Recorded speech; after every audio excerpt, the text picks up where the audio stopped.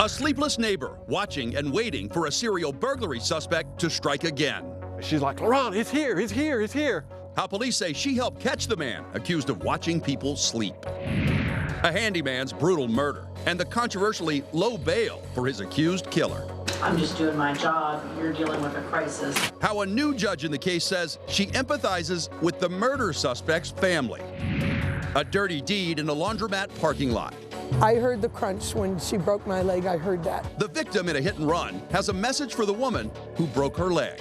Tonight in the Spotlight.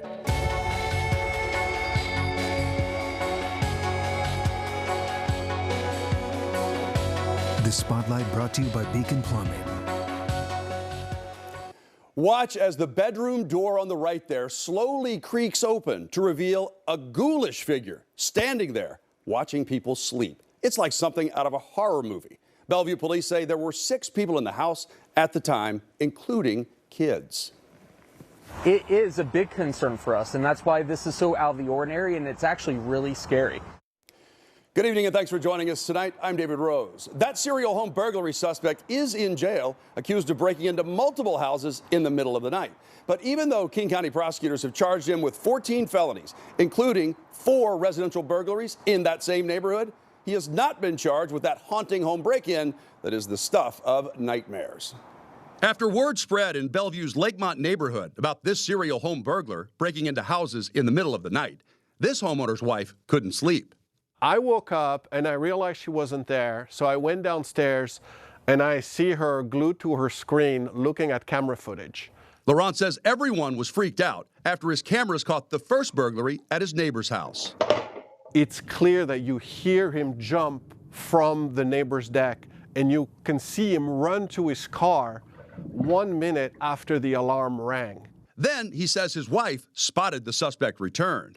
She's like, Laurent, he's here, he's here, he's here. We saw him go around the cul-de-sac, slowly park, and then come out and look at houses that were behind us. She called 911 with a description of the gray GMC Yukon, and officers responded quickly. He initially left his vehicle and then went running into a neighborhood. Bellevue police say the burglar eluded them that night after he abandoned his vehicle and fled on foot. They impounded the SUV, and court documents say surveillance images helped them identify the driver as Kevin Sampson.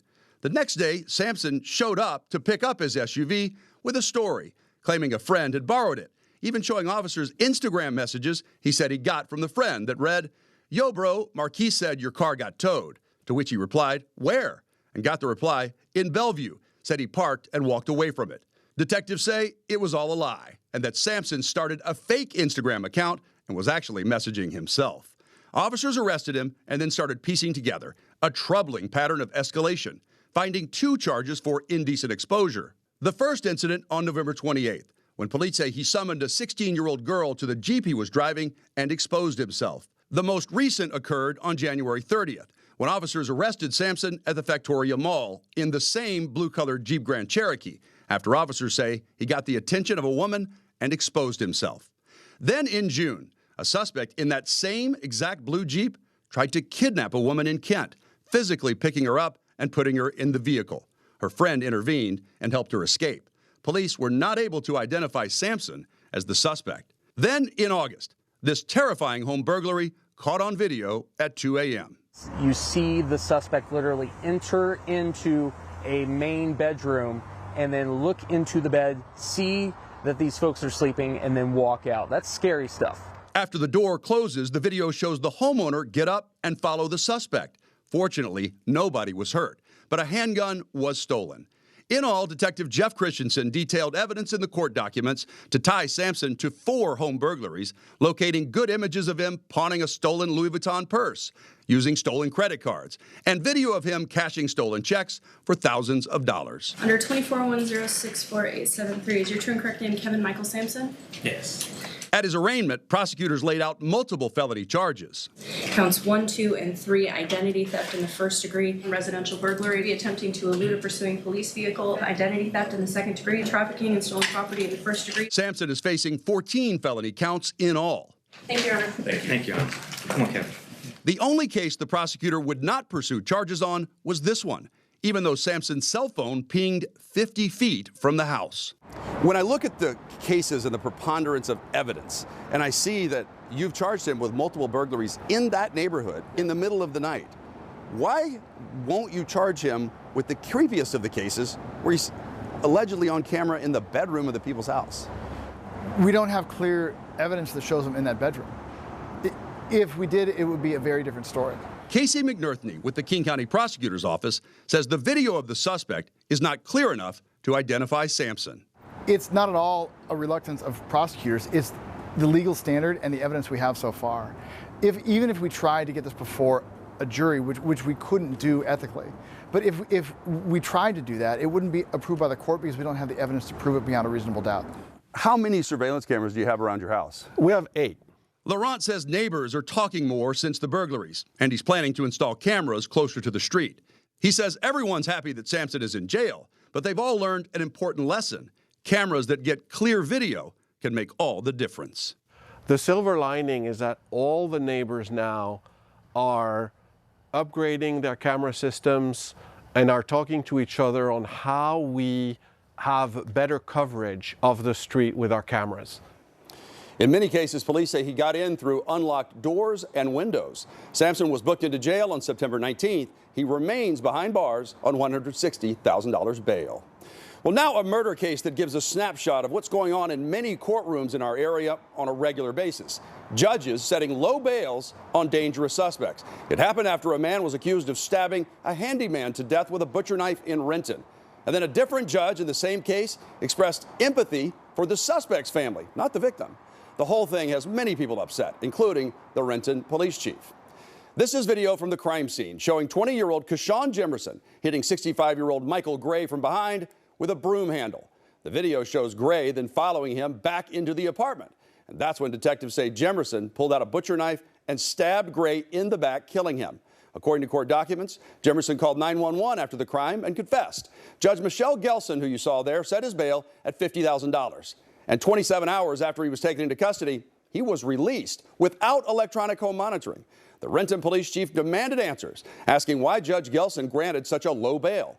During Jemerson's court appearance in front of Superior Court Judge Johanna Bender, Jemerson's mom wanted to address the court, asking that the media not show his face in fear of what she called vigilante justice. That's when Judge Bender expressed empathy for Jemerson's family. This hearing isn't about me, but I will share with you that I often get death threats based on the decisions that I make, which is equally frustrating to me because I'm trying to do my job, and it should not be the responsibility of any member of the public to threaten my life because I am trying to uphold the law. So I am very empathetic to the situation that the family finds themselves in, having experienced it myself. And I understand personally how very frightening and disrupting it is, all the more so when you are also navigating this incredibly traumatic time in your family. I'm just doing my job. You're dealing with a crisis. That's a huge difference, and one for which I am very empathetic. I will also take this opportunity to editorialize that I hope that the press continues to take seriously their obligation to tell the stories of what happens in our courtroom in a fair and unbiased way, and takes every reasonable editorial action to not stir up public sentiment for revenge. Well, ultimately, Judge Bender allowed our cameras to show Jemerson's face in court, and she increased his bail to $500,000. But let's talk about those previous decisions. Back in July, we told you Judge Bender set bail at $50,000 for the man accused of shooting a grandmother multiple times at an ATM right in front of her granddaughter. The woman, who only wanted to be called Tina, was outraged with the decision. I should have the right to have the peace of mind knowing that they're locked up. And I don't have that. I can guarantee you my medical bills far exceed that amount of money. Then, in February, the accused accomplice in a double murder had his bail dropped by Judge Bender from $1 million to $20,000. Joshua Jones was accused of dumping the bodies of Robert Riley and Ashley Williams in Maple Valley. When Williams' family found out about Judge Bender's decision, they were furious. Nobody is safe, you know, if he's out. And $20,000 bail is not good enough to protect people. So in this latest case involving the Renton homicide, Judge Bender did not have a single word to say for the victim or any of the victim's loved ones. Her only comments were for herself and the accused killer and his mom. Well, an update now on an unsolved hit and run in Linwood that left a woman dead. Detectives tell us they now believe the vehicle that hit her is a Toyota Camry or possibly a Corolla. It hit Taylor Drewliner back on March 19th as she was crossing Highway 99. If you recognize that car or you know who's responsible for killing her and leaving her in the roadway, you will get $6,000 cash when you submit a tip to Crime Stoppers. You can call 1-800-222-TIPS. You can also text them through the P3 Tips app on your cell phone. We're now hearing from the victim of a hit and run in Bremerton that was caught on camera. She was hit by a van in the parking lot of a laundromat. The driver stopped briefly, then took off and hasn't been caught. That crash left 64-year-old Denise Noyce with a broken leg, and she has a message for that driver. I would say to her, I wish she would come forward and own up to what she did. I can't believe that she left. It's beyond me that anybody would hit somebody and leave the scene like that. The Kitsap County Sheriff's Office has identified the driver as Judy Gale Smith, who has no permanent address. Her silver minivan was found abandoned the very next day. If you know where Judy Gale Smith is, call 911 or Crime Stoppers. Federal investigators call her a wolf in sheep's clothing. Her name is Marty Jackson. On the surface, she was an activist focused on keeping kids away from guns and violence, with a leadership role in the Boys and Girls Club. Now she's linked to a nationwide organized drug ring here in Western Washington. According to the DEA, the leaders of this drug operation are two brothers, and Marty Jackson is their mom. As the Spotlight's A.J. Janabel reports, she's accused of helping her sons hide their dirty money while also having access to millions of dollars in taxpayer funds.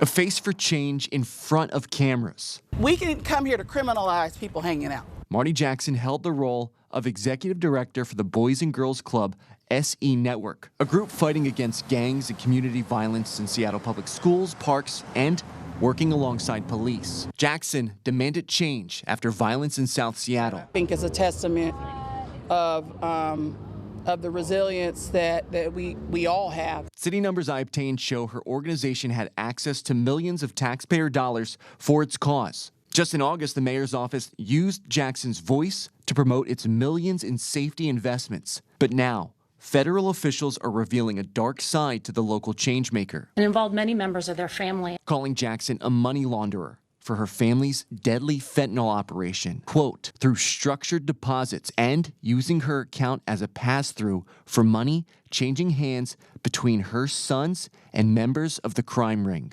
A crime ring where federal agents say Jackson's home was used to store guns and drugs, an operation accused of specifically targeting Native communities for drug sales. The significance of this case is a family drug trafficking organization expanded beyond Washington state. In the public fallout, local organizations are seemingly cutting ties fast. Jackson's image and info is wiped from the Boys and Girls Club's website, only visible here through the Wayback Machine. The mayor's office tells me they met with the Boys and Girls Clubs of King County immediately because of the arrest. But city officials would not tell me what came out of the meeting and deferred me back to the Boys and Girls Clubs of King County, who never responded. For the Spotlight, I'm A.J. Janavel. Seattle Public Schools says the district has paused any plans with SE Network and are gathering more information to determine its next steps with the Boys and Girls Club as a service provider. Jackson is currently free on bond. The DOJ tells us her trial is set for late December, but that will likely get pushed back. Well, Pierce County Sheriff's deputies are looking for the person who stalked a woman using an ATM and then robbed her at gunpoint.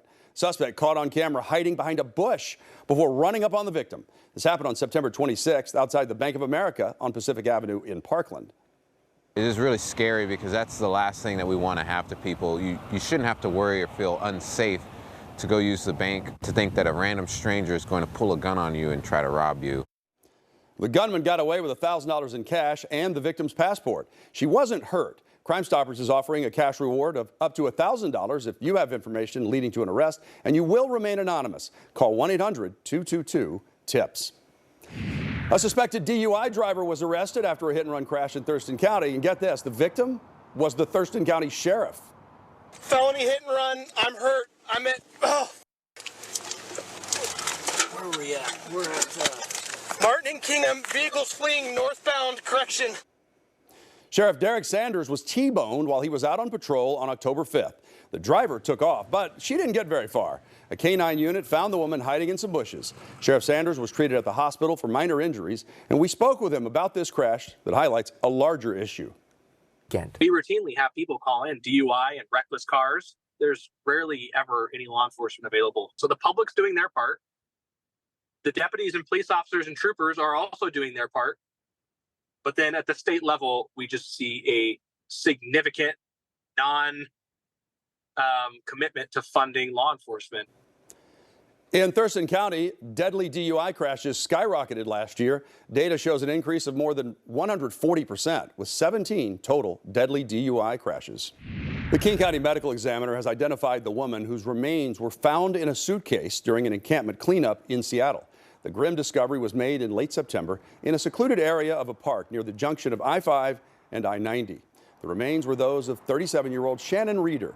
The Spotlight's Jennifer Dowling spoke with Shannon's childhood friend about her life and her mysterious death. That is Shannon.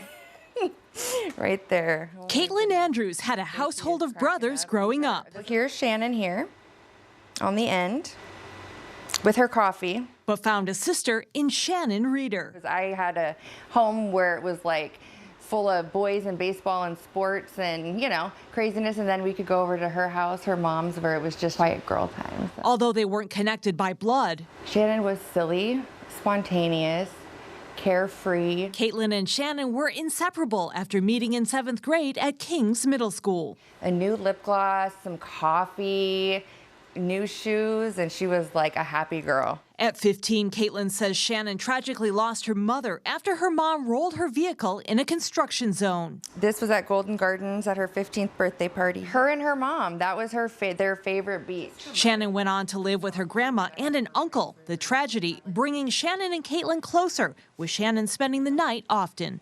She was just another sister to my brothers and my family, another daughter. But life has a strange way of pulling people apart. She was loved and known by many people. After graduating, the two had their own children, keeping up mostly through social media. So when Shannon failed to respond to birthday messages, we tried on Facebook, we tried on her cell phones. Caitlin had a feeling something was very wrong.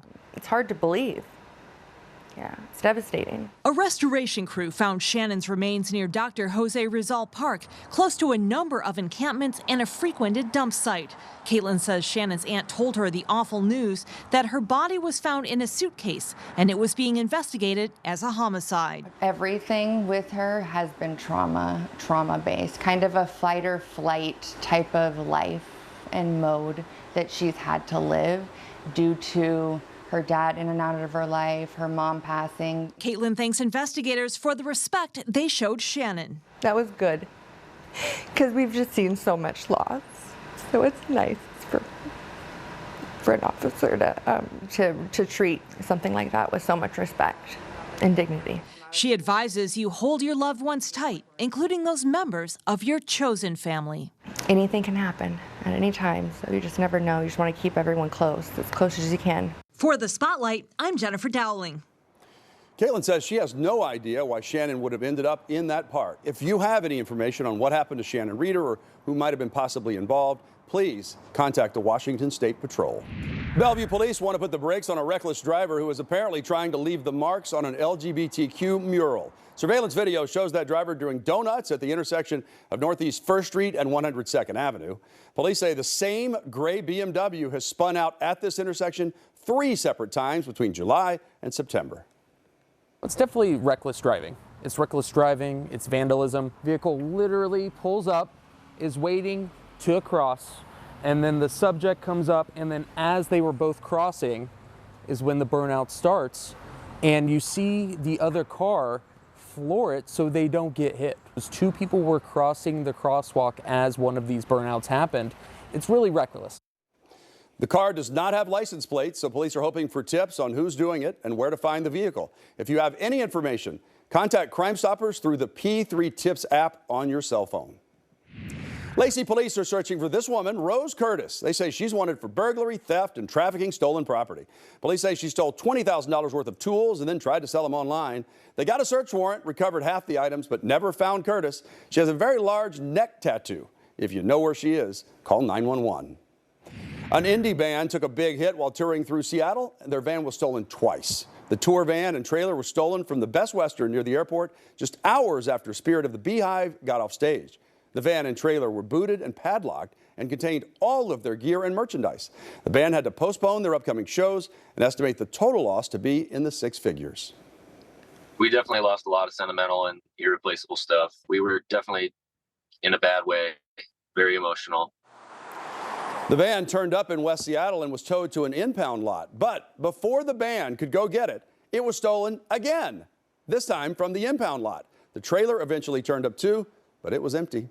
Spirit of the Beehive is getting back on their feet, though, thanks to an outpouring of support. A GoFundMe page raised more than $70,000 in just a few days. The band says they are forever grateful and humbled by the amount of love and kind words they received. That does it for us tonight in the Spotlight. Until next time, I'm David Rose. Please stay safe.